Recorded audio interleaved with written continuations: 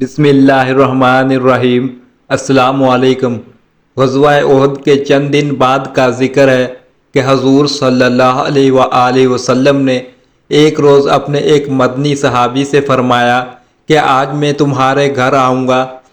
یہ صاحب رسول حضور صلی اللہ علیہ وآلہ وسلم کا ارشاد سن کر اس قدر خوش ہوئے کہ قدم زمین پر نہ ٹکتے تھے۔ دوڑتے دوڑتے گھر گئے اور نہایت اہتمام سے حضور صلی اللہ علیہ وآلہ وسلم کی دعوت کا سامان کیا۔ پھر اپنی اہلیہ سے کہا، دیکھو رسول اللہ صلی اللہ علیہ وآلہ وسلم ہمارے غریب خانہ پر تشریف لا رہے ہیں، تم اپنے کام سے کام رکھنا اور بات چیت کر کے حضور صلی اللہ علیہ وآلہ وسلم کو تکلیف نہ دینا۔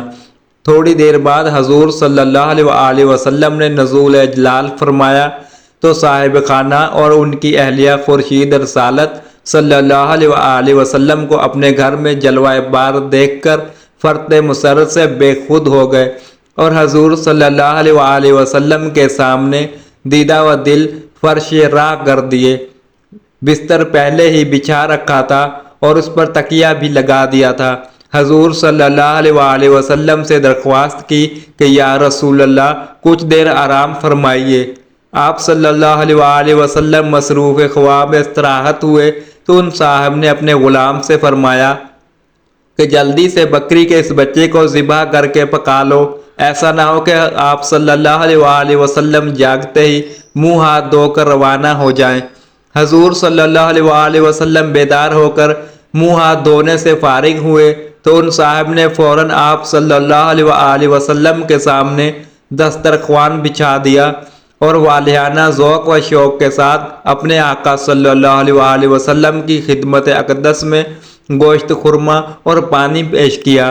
حضور صلی اللہ علیہ وآلہ وسلم بہت مسرور ہوئے اور صاحب خانہ سے مخاطب ہو کر فرمایا، شاید تم کو علم ہے کہ میں گوشت رغبت سے کھاتا ہوں۔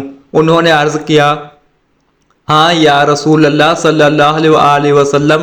صاحب خانہ کے اہل قبیلہ کو معلوم ہوا کہ ان کے محلے کے ایک گھر کو سرور کائنات فخر موجودات صلی اللہ علیہ وآلہ وسلم نے اپنے قدوم میمنت لزوم سے مشرف فرمایا ہے، تو وہ آپ صلی اللہ علیہ وآلہ وسلم کی زیارت کے لیے امٹ پڑے، لیکن اس خیال سے کہ قریب جانے سے حضور صلی اللہ علیہ وآلہ وسلم ناگواری محسوس نہ فرمائیں، دور ہی دور سے آپ صلی اللہ علیہ وآلہ وسلم کے دیدار سے مشرف ہو کر واپس چلے جاتے تھے۔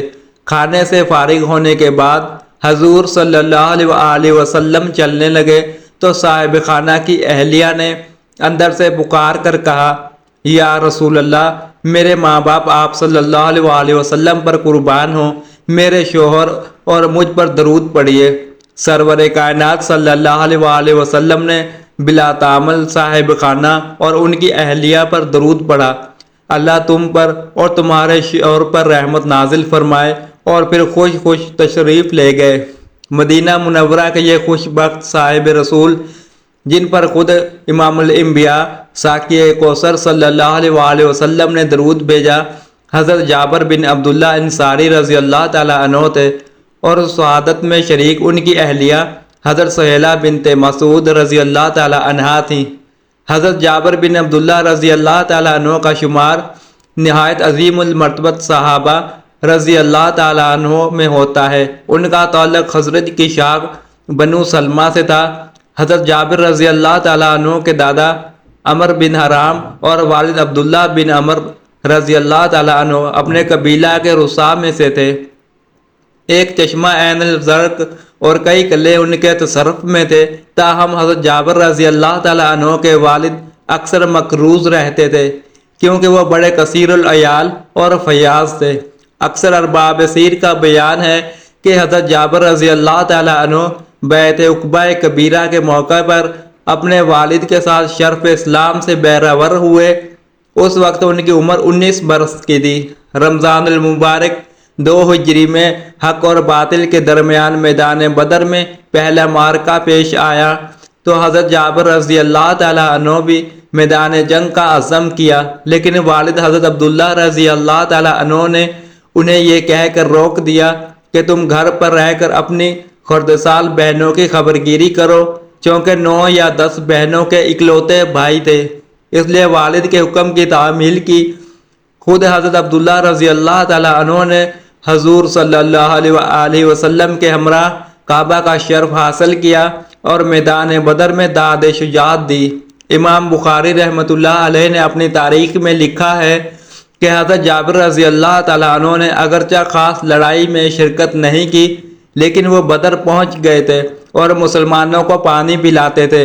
اگلے سال قریش نے بدر کی ہزیمت کا بدلہ لینے کے لیے بڑے زور و شور سے مدینہ منورہ پر چڑھائی کی اور احد کا معرکہ پیش آیا۔ صحیح بخاری میں ہے کہ غزوہ سے ایک شب پہلے حضرت عبداللہ بن عمر رضی اللہ تعالیٰ عنہ نے حضرت جابر رضی اللہ تعالیٰ عنہ کو بلایا اور کہا، بیٹے میرا دل کہہ رہا ہے کہ اس لڑائی میں مجھے سب سے پہلے شہادت نصیب ہوگی۔ مجھے اپنی جان، مال اور اولاد ہر شے سے بڑھ کر رسول اللہ صلی اللہ علیہ وآلہ وسلم محبوب ہیں۔ آپ صلی اللہ علیہ وآلہ وسلم کے بعد تم سب سے بڑھ کر محبوب ہو۔ تم کو وصیت کرتا ہوں کہ گھر پر رہ کر اپنی بہنوں کی اچھی طرح خبرگیری کرنا اور مجھ پر جو قرض ہے اس کو ادا کر دینا۔ حضرت جابر رضی اللہ تعالیٰ عنہ لڑائی میں شامل ہونے کے لیے بے تاب تھے، لیکن والد کے حکم سے مجبور ہو گئے، کیونکہ بہنوں میں سے 6 بہت چھوٹی تھیں اور اگر وہ بھی لڑائی میں شامل ہو جاتے تو گھر بالکل خالی ہو جاتا۔ حضرت عبداللہ بن عمر رضی اللہ تعالیٰ عنہ نے میدان احد میں مردانہ وار لڑتے ہوئے شہادت پائی اور یوں ان کی دلی تمنا پوری ہو گئی۔ شکی القلب مشرکین نے ان کی لاش مبارکہ کا مسئلہ کر ڈالا، کان، ناک اور ہونٹ کاٹ ڈالے۔ لڑائی ختم ہوئی تو مسلمانوں نے نعش مبارک پر کپڑا ڈال دیا۔ حضرت جابر رضی اللہ تعالیٰ عنہ کو والد کی شہادت کی خبر ملی تو وہ میدان احد میں پہنچ گئے۔ والد کی نعش مبارک کے منہ سے کپڑا ہٹایا تو اس کی حالت دیکھ کر بے اختیار رونے لگے۔ اتنے میں ان کی پھوپھی حضرت ہند بنت عمر بن حرام رضی اللہ تعالیٰ عنہ بھی آ پہنچی۔ بھائی کی نعش کو اس حالت میں دیکھ کر ان کے منہ سے بے اختیار چیخ نکل گئی۔ اس موقع پر حضور صلی اللہ علیہ وآلہ وسلم نے ان سے مخاطب ہو کر فرمایا، تم رو یا نہ رو، فرشتے اپنے پروں سے عبداللہ رضی اللہ تعالیٰ عنہ پر سایہ کیے ہوئے ہیں۔ مسند احمد بن حنبل میں ہے کہ حضرت جابر رضی اللہ تعالیٰ عنہ کی بہنوں نے مدینہ سے ایک اونٹ بھیجا کہ والد کی نعش کو اس پر لاد کر مدینہ لائیں اور بنو سلمہ کے خاندان کے قبرستان میں دفن کریں۔ حضرت جابر رضی اللہ تعالیٰ عنہ نے ایسا ہی کرنا چاہا، لیکن حضور صلی اللہ علیہ وآلہ وسلم نے اجازت نہ دی اور حضرت عبداللہ رضی اللہ تعالیٰ عنہ کو ان کے بہنوئی حضرت عمر بن جموع رضی اللہ تعالیٰ عنہ کے ساتھ احد کے گنج شہیدہ میں ایک ہی قبر میں دفن کیا۔ جامع ترمذی میں ہے کہ غزوہ احد کے بعد حضرت جابر رضی اللہ تعالیٰ عنہ سخت غمزدہ اور دلگیر تھے۔ حضور صلی اللہ علیہ وآلہ وسلم نے انہیں اس حالت میں دیکھ کر پوچھا، جابر تم اتنے غمگین کیوں ہو؟ عرض کیا، یا رسول اللہ، باپ شہید ہو گئے اور بہت سا قرض اور بچے چھوڑ گئے، انہی کے فکر میں مبتلا ہوں۔ حضور صلی اللہ علیہ وآلہ وسلم نے فرمایا، اللہ تعالیٰ نے تیرے باپ کی شہادت کے بعد ان سے بلا واسطہ اور بے حجاب گفتگو فرمائی۔ حالانکہ اللہ تعالیٰ کسی سے بے پردہ کلام نہیں کرتا۔ اس نے تیرے باپ کو اپنے سامنے بلا کر فرمایا، اے میرے بندے، جو تمنا ہو بیان کر۔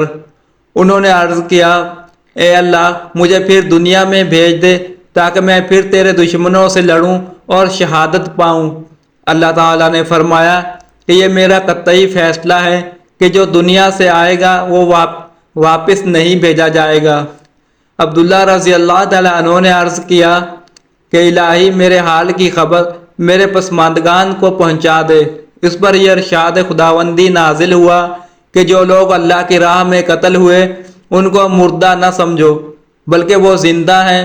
حضور صلی اللہ علیہ وآلہ وسلم کا ارشاد سن کر حضرت جابر رضی اللہ تعالیٰ عنہ کو یوں محسوس ہوا کہ ان کے زخم پر تسکین بخش مرہم کا پہاڑ رکھ دیا گیا۔ اس واقعے کے چند دن بعد حضور صلی اللہ علیہ وآلہ وسلم صبح کے وقت حضرت جابر رضی اللہ تعالیٰ عنہ کے ایک باغ میں تشریف لے گئے اور ان کے 2 باغوں سے جو کھجور حاصل ہوئی تھی اس کے ڈھیر پر بیٹھ گئے۔ اس سے پہلے حضور صلی اللہ علیہ وآلہ وسلم حضرت جابر رضی اللہ تعالیٰ عنہ کے یہودی قرض خواہوں کو کچھ رعایت کرنے یا قرض 2 قسطوں میں وصول کرنے کی ترغیب دے چکے تھے، لیکن انہوں نے صاف انکار کر دیا تھا۔ اب حضور صلی اللہ علیہ وآلہ وسلم نے حضرت جابر رضی اللہ تعالیٰ عنہ کو حکم دیا کہ تم کھجوریں تقسیم کرنا شروع کرو۔ انہوں نے کھجوریں بانٹنی شروع کی اور حضور صلی اللہ علیہ وآلہ وسلم دعا میں مشغول ہو گئے۔ اللہ کی قدرت، کھجوروں میں اتنی برکت ہوئی کہ تمام قرض ادا ہونے کے بعد بھی کثیر مقدار میں بچ گئیں۔ حضرت جابر رضی اللہ تعالیٰ عنہ قرض کے بوجھ سے آزاد ہو کر بہت خوش ہوئے۔ حضور صلی اللہ علیہ وآلہ وسلم نے بھی اللہ کا شکر ادا کیا کہ اس نے آپ صلی اللہ علیہ وآلہ وسلم کے ایک مخلص جانثار کو ہر وقت کی فکر سے نجات دی۔ صحیح بخاری اور مسند احمد بن حنبل میں اس واقعے کو حضور صلی اللہ علیہ وآلہ وسلم کے معجزات میں شمار کیا گیا ہے۔ کھجوروں کی تقسیم کے بعد حضرت جابر رضی اللہ تعالیٰ عنہ حضور صلی اللہ علیہ وآلہ وسلم کو اپنے مکان پر لے گئے اور آپ صلی اللہ علیہ وآلہ وسلم کے سامنے گوشت خورما اور پانی پیش کیا۔ اس موقع پر حضور صلی اللہ علیہ وآلہ وسلم نے حضرت جابر رضی اللہ تعالیٰ عنہ اور ان کی اہلیہ پر درود پڑھا۔ اس واقعے کا ذکر اوپر آ چکا ہے۔ حضرت جابر رضی اللہ تعالیٰ عنہ بدر اور احد کے غزووں میں والد محترم کی ممانعت کی بنا پر شریک نہ ہو سکے تھے۔ ان کے بعد انہوں نے عہد رسالت کے تمام غزوات میں والہانہ جوش و خروش کے ساتھ شرکت کی۔ 11 ہجری میں آفتاب رسالت اللہ تعالیٰ کی شفق رحمت میں غروب ہوا تو حضرت جابر رضی اللہ تعالیٰ عنہ فرط غم سے نڈھال ہو گئے اور مسجد نبوی میں بیٹھ کر ہم وطن درس و تدریس میں مشغول ہو گئے۔ اب ان کے وقت کا بیشتر حصہ لوگوں کو قرآن پاک پڑھانے اور حضور صلی اللہ علیہ وآلہ وسلم کے ارشادات ان تک پہنچانے میں صرف ہوتا تھا۔ دور دور سے لوگ ان کی خدمت میں حاضر ہوتے تھے اور ان کے دریائے علم سے سیراب ہو کر واپس جاتے تھے۔ حضرت جابر رضی اللہ تعالیٰ عنہ نے لسان رسالت سے سن رکھا تھا کہ تعلیم و تعلم کا درجہ جہاد کے برابر ہے، اس لیے ان کو تعلیم و تعلم اور درس افتاح میں خاص انہماک تھا۔ سالہ سال تک مسلسل اپنے فیضان علم سے مخلوق خدا کو بہرایاب کرتے رہے۔ حضرت علی رضی اللہ تعالیٰ عنہ عہد خلافت میں حضرت امیر معاویہ رضی اللہ تعالیٰ عنہ نے مخالفانہ طرز عمل اختیار کیا تو حضرت جابر رضی اللہ تعالیٰ عنہ نے حضرت علی رضی اللہ تعالیٰ عنہ کے پرزور حمایت کی۔ ابن اسیر رحمۃ اللہ علیہ کا بیان ہے کہ انہوں نے حضرت علی رضی اللہ تعالیٰ عنہ کے لشکر میں شامل ہو کر صفین میں امیر معاویہ رضی اللہ تعالیٰ عنہ کے خلاف لڑائی میں بھرپور حصہ لیا۔ اس کے بعد پھر مدینہ منورہ آ کر درس و افطار میں مشغول ہو گئے۔ یہ 37 ہجری کا واقعہ ہے۔ 3 سال بعد امیر معاویہ رضی اللہ تعالیٰ عنہ کی طرف سے بصر بن ابی ارتاب مدینہ منورہ کا امیر بن کر آیا تو اس نے اعلان کیا کہ بنو سلمہ کو اس وقت تک امان نہیں مل سکتی جب تک حضرت جابر رضی اللہ تعالیٰ عنہ امیر معاویہ رضی اللہ تعالیٰ عنہ کی بیعت نہ کر لیں۔ حضرت جابر رضی اللہ تعالیٰ عنہ نے ام المؤمنین حضرت ام سلمہ رضی اللہ تعالیٰ عنہ سے مشورہ کیا اور بادل نخواستہ بصر کے پاس جا کر امیر معاویہ رضی اللہ تعالیٰ عنہ کی حکومت پر بیعت کر لی۔ یزید کے عہد حکومت محرم 61 ہجری میں کربلا کا واقعہ حائلہ پیش آیا تو حضرت جابر رضی اللہ تعالیٰ عنہ کو بے حد صدمہ پہنچا جب انہوں نے سنا کہ یزید نے شہیدان کربلا کے پسماندگان کو حضرت نعمان بن بشیر رضی اللہ تعالیٰ عنہ کی نگرانی میں دمشق سے مدینہ منورہ روانہ کیا ہے تو پیرانہ سالی کے عالم بنو ہاشم کے کچھ لوگوں کے ساتھ کربلا پہنچے تاکہ غمزدہ قافلے کو اپنے ساتھ مدینہ منورہ لائیں۔ خاندان رسالت کا مصیبت زدہ قافلہ جب دمشق سے کربلا پہنچا تو حضرت جابر رضی اللہ تعالیٰ عنہ نے آنسوؤں اور آہوں کے ساتھ اس کا استقبال کیا۔ حضرت زینب رضی اللہ تعالیٰ عنہ نے بنو ہاشم کے لوگوں اور حضرت جابر رضی اللہ تعالیٰ عنہ سے مخاطب ہو کر فرمایا، اے بنی ہاشم، تمہارا چاند غروب ہو گیا ہے۔ اے میرے نانا کے صحابی، تو نے جس بچے یعنی حضرت امام حسین کو کبھی اپنے آقا صلی اللہ علیہ وآلہ وسلم کے دوش مبارک پر سوار کیا تھا، اس کا جسم اطہر گھوڑے کے سموں سے پامال ہو گیا۔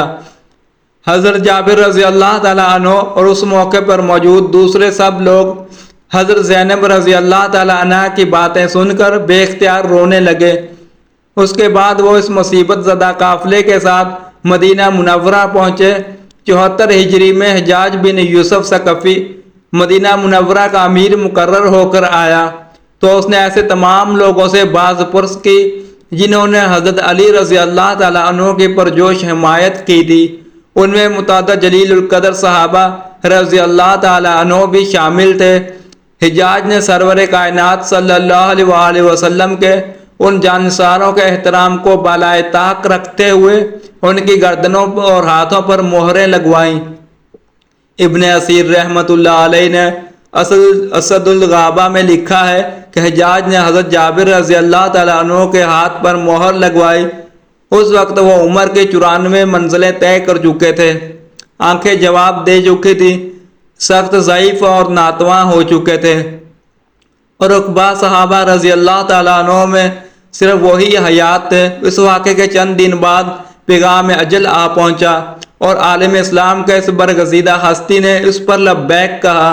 ایک روایت کے مطابق حجاج نے نماز جنازہ پڑھائی اور ایک دوسری روایت کے مطابق حضرت عثمان غنی رضی اللہ تعالیٰ عنہ کے صاحبزادے امام رضی اللہ تعالیٰ عنہ نے نماز جنازہ پڑھائی اور بقیع میں سپرد خاک کیا۔